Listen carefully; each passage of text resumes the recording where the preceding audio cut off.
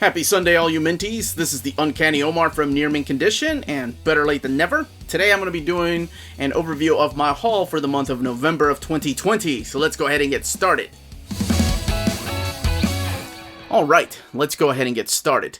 Now, I've done overviews of some of these books already, like on the channel if you want to. We have different playlists. We have a Omnibus reviews playlist, we have a hardcover review playlist, we have manga review playlist, and then we just have comic books in general.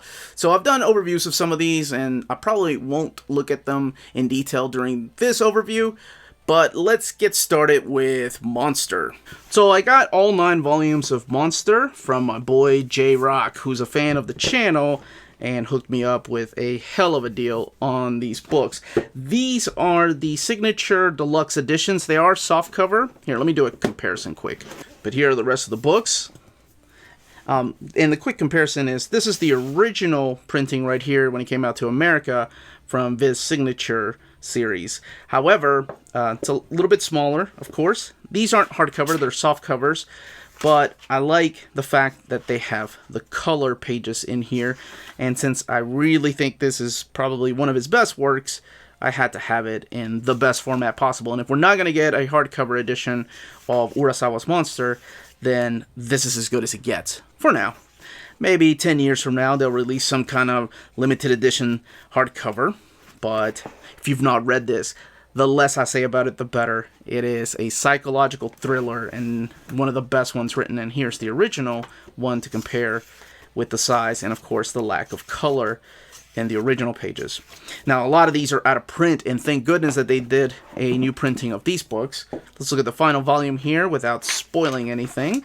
Just look at the artwork. Now, a lot of people think that Naoki Urasawa has this thing called the same face syndrome, where a lot of his facial features look the same, a lot of his characters look the same, and that is true. But, I mean, one can say the same thing about Osamu Tezuka or other mangaka. But this story is freaking awesome. It was turned into an anime series, and sadly, we only got 1 season in America. But do yourself a favor, check out at least Volume 1. It's one of the ones that I recommend to people that aren't into manga, just because the story is just, it could be anywhere. This type of story, this type of thriller could take place anywhere, not just limited to Japan. It is freaking awesome. Oh, and when put together, they all become one big picture, and I think it's supposed to look like this. Pretty cool. Of course, I've already done an overview of Berserk Volume 6 and Hellsing Volume 2, the deluxe editions. The Berserk Volume 6, of course, introducing us to these, or further introducing us to the characters of Lady Farnese and Serpico, who will play a big part in the world of Berserk, as well as Isidro. And then Hellsing, this is the volume that I tell everybody that kicks it up a notch and shows you what Hellsing is all about. Just the madness and the brutality of it and how badass it can be. Whereas Volume 1 is tame in comparison to this one, I think. But just be prepared for a lot of shock factors. The Astonishing Melanie and I already did a review of Dragon Hoops, but this is probably one of the best books I've read this year. Spoilers, when I do my end-of-year best graphic novels, this is definitely going to be on there. The thing that caught our eye immediately was the texture on the cover that feels like a basketball. And all the books, at least at the bookstore we went to, we mentioned this on the review, they were starting to fold up here. It's probably because of the material that they used for the dust jacket. But the book itself, even if you're not in the sports, it is freaking awesome. All right. From the Facebook group, the Omnibus Collectors group, somebody had these for sale, and I'm so sorry I cannot remember who it was, but I jumped on the deal. So whoever it was, if you're watching this video, thank you so much. This is Dan Jurgens' Booster Gold, and as a matter of fact, I'm doing a Booster Gold reading order, so these came in at the right time. For the month of December, our Patreons voted for the Booster Gold reading order. Now, of course, with DC, they don't put any volume numbers sometimes on the back. Marvel does the exact same thing. But this is Volume 1 right here. This is the big fall. And then this is the remaining issues, The Future Lost. This is all Dan Jurgens. This is the story that introduced us to Booster Gold, the ridiculous character from the future who's a walking ad. and how he dives into the DC universe head first, and eventually how he ends up joining the Justice League, and how he kind of becomes a really important character. So I can't wait to talk about the reading order of Michael. So that is coming up on the channel, but this is what the build of the books are. They are standard size edition, for those that are wondering. They all come with the dust jacket, but the complete Booster Gold series from the 80s are collected in these two standard size trade paperbacks. There is something important to note. In this one here, it has the unpublished pages of issue 6, and I've not read those since I was a kid, so I don't know exactly what those pages are, because I haven't gotten into reading these yet. But that is interesting. And then in Volume 2, it also collects issues of Millennium and Action Comics, so it's not just Booster Gold. But that during that time, Dan Jurgens had taken over Action Comics, so he played a big role in the whole death and return of Superman. Oh, and it also has an issue of Secret Origins in here, but this wraps up the Booster Gold run from the 80s, or late 80s, rather. Now, on the channel, I've already done overviews of the Mighty Morphin Power Rangers. This is Beyond the Grid, and I've kind of shared my thoughts on the story. How this is after the Kyle Higgins run, so this is after the Shattered Grid storyline, and it focuses on these Rangers that just kind of came out of the storyline Shattered Grid. So the main cast is missing. And then Super Sons. This is, of course, the expanded edition with the Adventures of the Super Sons, and it's pretty funny. As soon as I did that video, DC announced that they're going to do another, I think it's 6-issue miniseries, or it could be 12-issue maxi series of more Super Sons stories. So everybody started cracking jokes on that video, how there's going to be an expanded edition Omnibus in 2022. Who knows? Will I still buy it? You damn right, because I'm that stupid. The same person that I got the Booster Golds from also sold me Shazam, the PowerShazam Volume 1. This, of course, is the Jerry Ordway series from the 90s. And this is my very first book that I read with the character of Captain Marvel. So during this time, it was the mid-90s. I want to say 94, 95 when these originally came out. And I was diving more and more into DC. But the thing that I remember thinking was, why can't they call it Captain Marvel? That doesn't make any sense. They had to call it the PowerShazam. Apparently it had to do something with the copyrights. Because Marvel had a Captain Marvel character, and Marvel could only print the name Captain Marvel on a cover. DC was not allowed to have the name Captain Marvel on the cover of an issue. It's only inside of the book that you could call the character Captain Marvel. And I don't even know if that's... I think that's still the case, and Captain Marvel, I think they don't even use his name that often inside of the books, in the current state that DC is in. But yeah, this is the story that introduced me to Billy Batson. I had no idea who this kid was when I was in my high school years, and then eventually, of course, we had Kingdom Come, and I got to immediately know exactly what the twist was because I had read this. But this is the PowerShazam. There is a Volume 2 already solicited. It is a hardcover, and again, it is a standard size hardcover, much like Booster Gold, much like Man of Steel. So I hope they keep making this and collecting the entire series from the 90s. So my buddy, Riley Moe, the Omnibus collector, was getting rid of some DC trades that I was in need of. Because eventually I know I'm going to be doing an Aquaman reading order, and for some reason I didn't have these already. So this is the weird years of Aquaman that have finally been sort of all collected. And actually, this is the Kurt Busiek Butch Guys story arc here. So this is after the Peter David run, after the DNA run, after Eric Larson's run, which all that stuff has not been properly collected. All we had is just the Atlantis Chronicles and then the first 2 volumes of Aquaman by Peter David. But this has artwork by Kirk Jarvin. This is, of course, Butch Guys, Jackson Guys, Leonard Kirk, and Rick Veidt. So you may remember some of those names. Those names eventually went on to do a lot of the Star Wars books for Marvel Comics. I think Rick Leonardi does some of this stuff in here. No, Patrick Gleason, that's who it is. And his stuff is just standout awesome. But eventually, I'm going to do a Aquaman reading order. And of course, my DC reading orders, I've always stated, always start post-Crisis on Infinite Earths. If you want to see the Silver Age stuff and the Golden Age stuff, those are easier to collect because we have these Omnis. We have the Golden Age Batman. We have Golden Age Superman. Honestly, I don't think Aquaman has one, though. Aquaman doesn't get a lot of love. We do have some of the Silver Age and Bronze Age books collected in oversized format, but not a lot. I think we have, like, The Death of a Prince. We have, like, 3 or 4 collected in oversized format, which I guess I need to get. Even though they're pre-Crisis, I still think they impact the story. And here's the other trade paperback.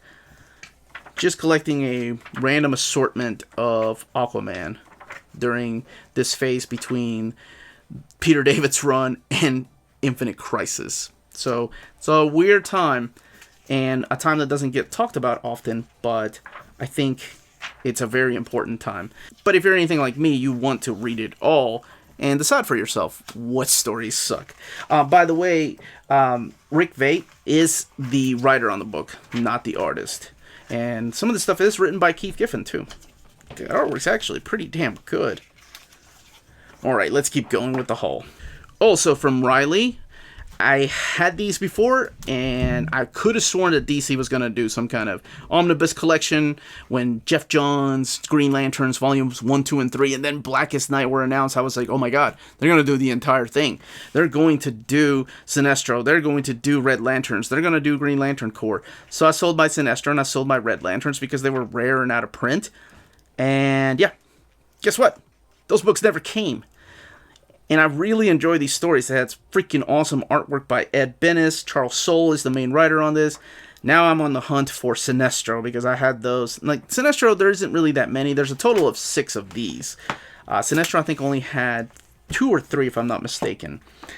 Peter Milligan is the writer that kicks off this run, but Charles Soule is the one that I remember really enjoying his stories from this era of Red Lantern. Now, when I did my Green Lantern reading order, since I didn't have these books anymore because I sold them like an idiot, I did tell you all where to read them. Like when in the reading order you should start reading Red Lantern. When in the reading order, this is one of my favorite volumes right here. When in the reading order you should start reading Sinestro. And then, of course, Larfleeze. What the hell's his name? Means greed. Agent Orange. That guy. Uncanny Omar. Talk pretty one day and remember pretty one day. But I just wanted to showcase some of the artwork found inside of these books. And again, really good stories, not to be missed. Sadly, a lot of these are out of print. And so I'm hoping, maybe after buying these, they'll announce some kind of oversized hardcovers. Then everybody wins. Except me, who just bought these. I'll be double dipping. But yes, this is the Red Lantern series, a total of 6 trade paperbacks. Dawn of X, Volume 10. This collects X-Force number 10, Excalibur 9, Giant Size X-Men Nightcrawler 1, Hellions 1, and New Mutants number 9. Now, when Marvel sends me books for advanced overviews, I don't like to add them to my haul because my haul is books that either are sent to me from you wonderful fans or books that I myself buy. So, Marvel didn't send me this, and I bought it. Because I really like the anthologies. I really enjoy these. So they don't send me everything. So the things that they don't send me, if I really like something, I want to keep collecting them. And I think this is a really phenomenal way. I've talked about it before when I did an overview of Dawn of X. But it's, to me, the best way to collect the Dawn of X era of X-Men.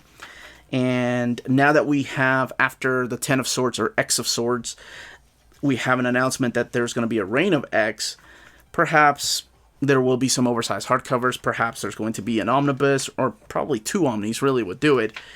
But until then, I think this is fun. I love these stories right here. This has already been collected. I did an overview of the Giant Size X-Men book, and I think to me it reads better that way, where you're following the ongoing story of the Giant Size issues, and there's 5 of them.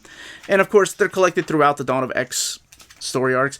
We have these solicited all the way to volume 16, I want to say, and then everything leads into the X of Swords. And then afterwards we get Reign of X, so these are about to come to an end. But there you had wonderful art by Alan Davis, and here is Hellions Volume 1, which they also have the first trade paperback of this, came out this month. Now, my buddy Kyle sent me not just this book, but also another one, but this is Sword Daughter. This wraps up the run. I did a tour of my books, and my buddy Kyle was kind enough to watch the video and be like, oh, he's missing Volume 3.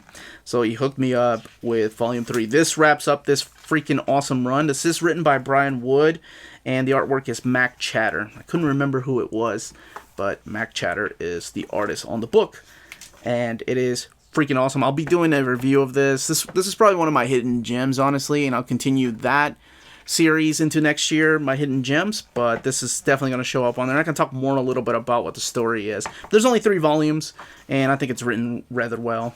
And of course, I can't flip through the end because I don't want to see what happens because I have not read this yet. And at this time, I just want to remind you all to smash that like button and subscribe if you haven't subscribed yet. We put out videos every day. Next up is the Godland Celestial Editions. I got all 3 of these hardcovers from the Omnibus Collectors group. It's a swap group, and somebody had these for sale, and it's been on my radar for a long time. I've not read any of this, but I really dig this Jack Kirby artwork, is what I remember thinking when I first saw these. And of course, this is Tom Scioli. And this isn't the only Tom Scioli thing I picked up, but this is the Godland saga. So there's only 3 of them, and that's it. There's only 3 hardcovers, but let's look at some of this artwork. I have no idea what this is about. No idea if it's any good, but I really like this artwork. And it took me a long time to appreciate artwork from Jack Kirby, like Ledron. I don't know if y'all remember him. He was an artist on cable. He had a very Jack Kirby-ish art style, and I thought that was interesting, especially in the 90s, to mimic Jack Kirby.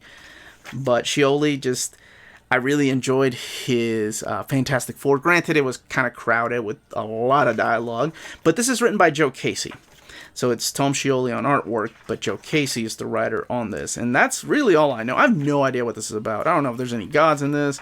I don't know if it's about astronauts going to another planet and getting superpowers by some kind of radioactive wave. And they all come back, all of them with different powers. Right? I really don't know what this is about. But I am excited to find out. I really need to take some time again off of... I may have to take another time off of Old Reader, New Reader, because there's a lot of things I want to read. Even though I really love doing that show, it just... it takes a long time to read some of these books. Like right now we're reading Omega Man. That comes out on Tuesday at 8 p.m. Eastern Standard Time. And then we're doing Nightwing Year 1. That's not a big deal. But then we're doing the Hickman Fantastic Four Omnis, Volumes 1 and 2, at the end of the month on Tuesday. And that's going to take some time to read. But there's things that I really want to get into and read. There's a lot of things in my back catalog. My backlog keeps growing. I know when I did my book tour, let's look at another volume. I know when I did my book tour, people kept asking me, how much of this have you read? And honestly, before I started my channel, it was like 85% of the books I had read. Now I keep up and I'm looking at my backlog and it just keeps growing. And it's like 68% of my books I've read. And I need to read more. And there's only so much time in the day. But then you find books that you just put down everything else you're doing. Like when Berserk comes in, I have to put down what I'm doing and I read that. There's only a few books that are like that. Transformers I'm the same way with. Phase 2, I love that Transformers by IDW series. And I hope they continue that phase into Phase 3. Next up, these finally came in. I got these when this first came out, then they were out of stock. And then Max from Cheap Graphic Novels emailed me saying that he was going to get some more. And I was like, all right, I'll be patient. It wasn't his fault. For some reason, Dark Horse lately has had a hard time keeping books in stock at Diamond. Case in point, Berserk. And for those of you wanting Berserk Volume 6, it will be back in stock in February. And my contact at Dark Horse mentioned that they don't know what they're going to do with Hellsing. They think that Hellsing might just have one printing and that's it. So the restock of Hellsing Volume 2, for example, comes back in January. And that might be the last restock is what she said. She said, you might want to tell your viewers to buy it if they're at all interested because we don't know if we'll do any more restocks of Hellsing. Now, Berserk, on the other hand, that will be forever in print. I know my wife makes fun of me for saying it that way, but... that's what they told me, that as long as they are still around and they own the rights to Dark Horse, or to Dark Horse, as long as Dark Horse owns the rights to Berserk, that they will keep it in print. And I've talked enough about Berserk and Hellsing, and what the hell am I looking at? This is the Neil Gaiman Library editions. These are as tall as the Hellboy Library editions, and each one of these collects different original graphic novels written by Neil Gaiman and drawn by several artists. Of course, this right here, you can probably tell, is one of my favorite stories, How to Talk to Girls at Parties. And this is, of course, Fabio Moon and Gabriel Ba, the gentleman that worked on Day Tripper, one of my favorite stories. Now, these are adaptations of short stories by Neil Gaiman. And each one of these volumes collects 3 or 4 stories. I think there's going to be a total of 3 library editions. There's already a third one solicited for 2021. And I know my wife, the Astonishing Melanie, wants to do an overview of these books. So subscribe to the channel if you haven't subscribed yet, if you want to watch a more detailed, in-depth review as to what these hold. Harley Quinn Valentine, that's the one, yes, by John Bolton.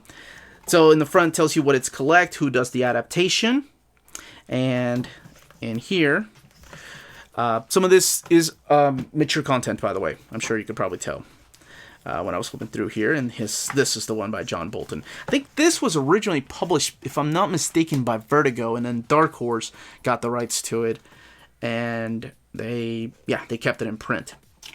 And John Bolton's the guy that did Man-Bat and stories like that for DC. Is a very photorealistic art style to his work. But let's keep on going. So glad I picked this up, and honestly I forgot about it because it finally came in. I know a lot of you are waiting on packages, so I was going to make that statement on this video too. This is Paper Girls Deluxe Edition Book 3. This wraps up the Paper Girl stories by Brian K. Vaughan, and then of course the artwork is Cliff Chang. Now, what I was going to say about the post office, if you're getting books shipped to you by the USPS, the U.S. Postal Service, so this only affects you viewers from here in the United States, things are running really late. So if a book is special ordered for you, like I'm waiting for a couple books from Cheap Graphic Novels, they're special ordered. So special order means that they're ordering from Diamond, and Diamond is waiting from the printer to get them back in stock, or from the publisher themselves. So everything is slowed down because the Postal Service is slowing down. So there's a book that I remember shipped out to me 2 weeks ago.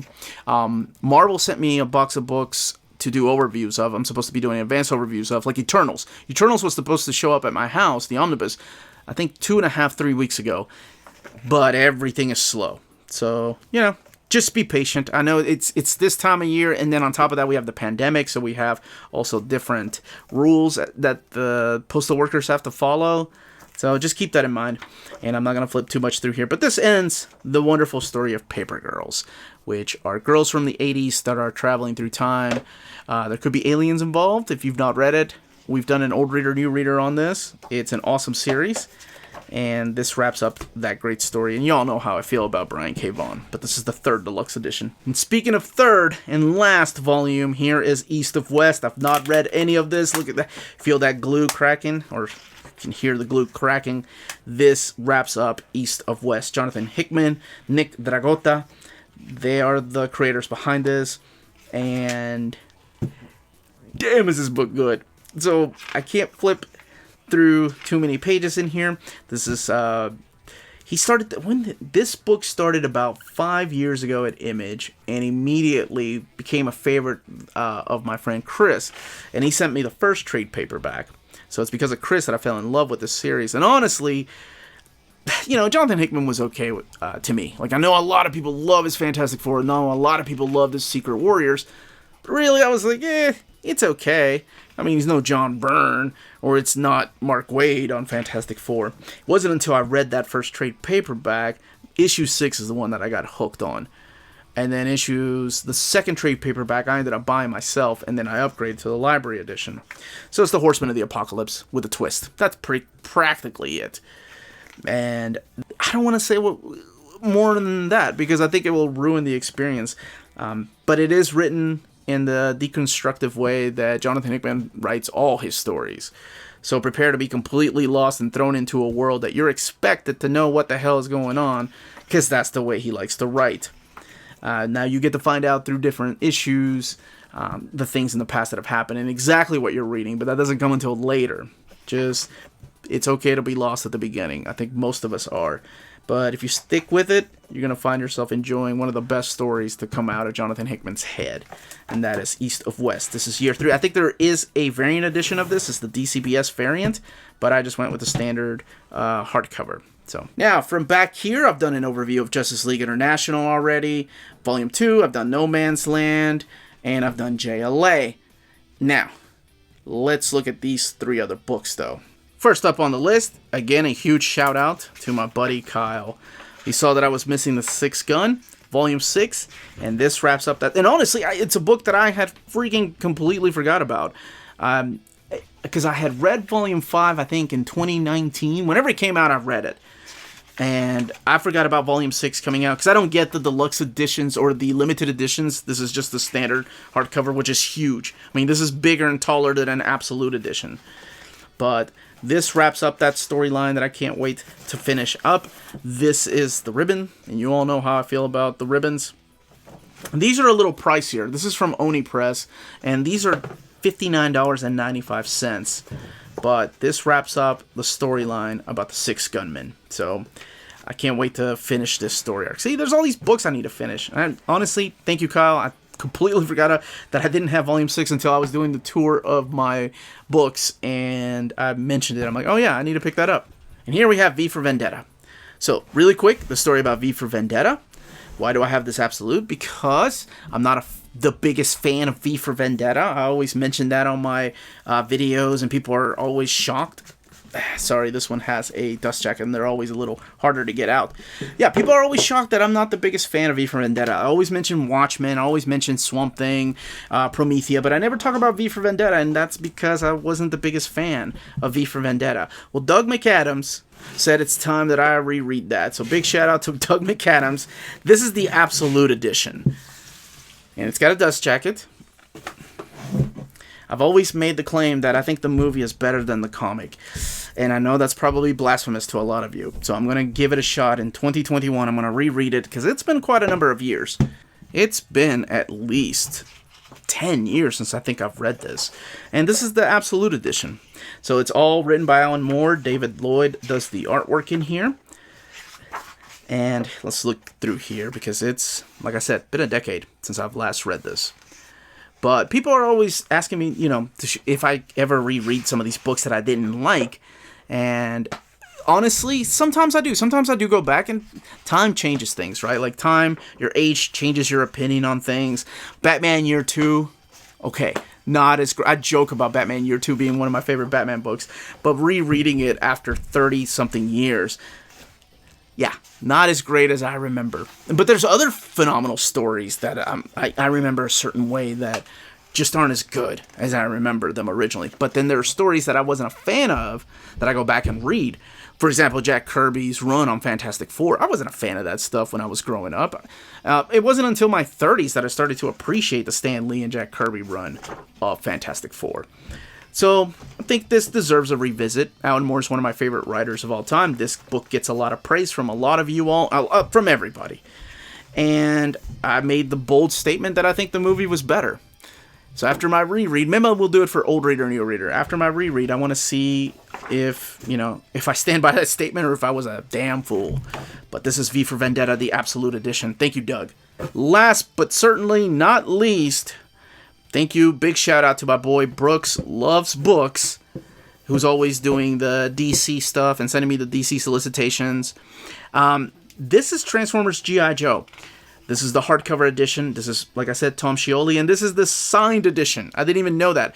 So thank you, Taylor and Eric, for pointing that out in the live chat on Saturday. So I ordered this because they had a Black Friday deal on IDW's website.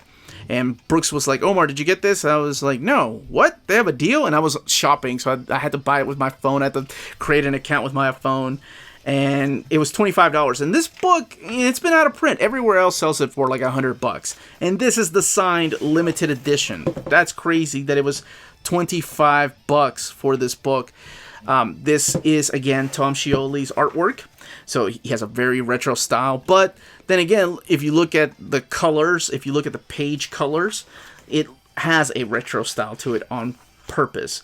So the Transformers are fighting the Joes. Why? Because it sells. Now, it's not just Tom Scioli. I know that John Barber helps out. And John Barber is the gentleman that co-wrote, well, he had one series, and then James Roberts had the other series. So More Than Meets the Eye and Robots in the Skies, when they split them up in Phase 2, James Roberts has one, and then John Barber had the other. And he helped co-write this, and it's the Joes fighting the Transformers.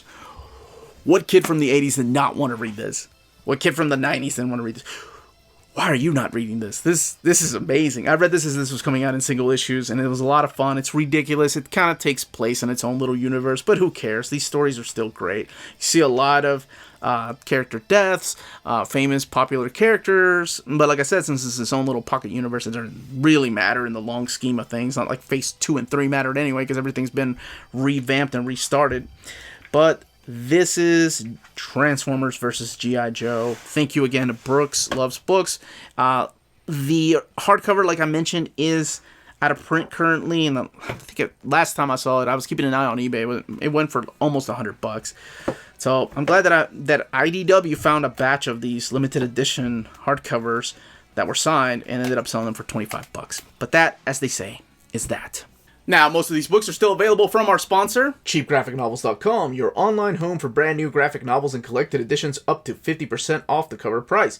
Cheap Graphic Novels prides itself on packaging your books so they arrive safely and in excellent condition, as well as prompt and helpful service. Beginning Thanksgiving morning, visit their bargain bin for Black Friday deals up to 90% off cover price. New items will be added throughout the day and the rest of the holiday season. Cheap Graphic Novels, your source for the hottest books with the kind of deep discounts, quality shipping, and customer service that will keep you coming back for more. And that was my haul for the month of November. Let me know in the comments down below what you've picked up, what you're picking up in December for sure.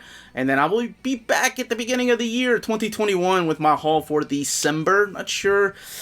Can't really spend too much money in December because of Christmas and all that, but I'm sure I'll get a few things. Again, this was the Uncanny Omar. Please don't forget to hit that like, subscribe button, ring that bell for notifications to let you know when our videos are going live. We can be found on Redbubble and on Patreon. Amazing ways to support the channel. And yeah, don't forget to check out our Patreon. We have different tiers for different memberships. So remember, everybody, stay healthy, stay safe, and much love to all of you.